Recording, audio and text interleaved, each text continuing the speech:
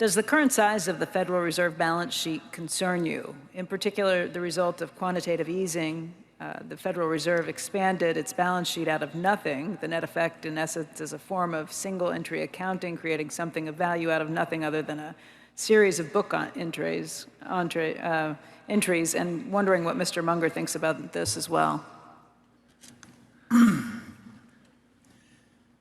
Well, I don't know where we're headed with all of this. It's been very extreme. I think that you could be pretty extreme in fighting depressions and so forth if you reverted afterwards to a period of some discipline. But if you're some discipline, but if you're going to just keep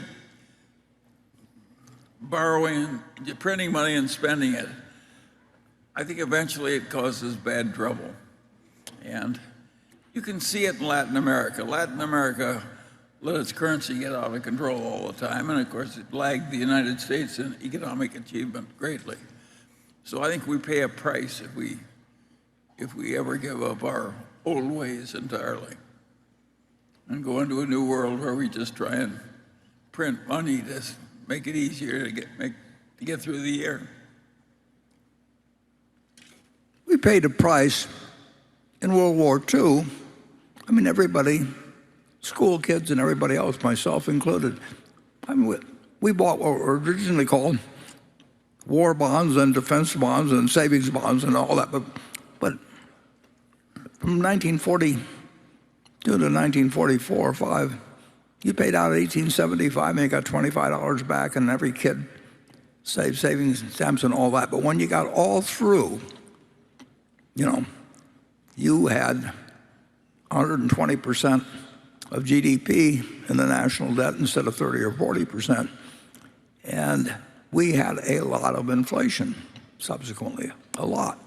So the people that bought those bonds in support of the war had a portion of their purchasing power taken away from them. Well, there wasn't anything wrong with that particularly, but when a country gets in the habit of doing that, I think it's tough to figure out where the breaking point is with society, but I don't think you want to come anywhere close to it. Yeah, but it's also tough to have a mass of people unemployed. That's the tension. Yeah. Well, that's why the Fed has two objectives in terms of employment and inflation, but they are not the ones that create the deficits. And so far, the system has worked pretty well, although, like I say, it's been... So far, the man who's jumped off a tall building is all right until he hits the ground. Yeah. Well, but there could be ways we can stop now at the third floor or the sixth floor. We don't know what floor it is, but we know it isn't having hit the ground. But the question, politically, it's very, very, very tempting to vote appropriations, and it's not fun to vote taxes. And Russell Long, head of the Senate Finance Committee, they got a building named after him now. He said, don't tax you, don't tax me, tax that guy behind the tree.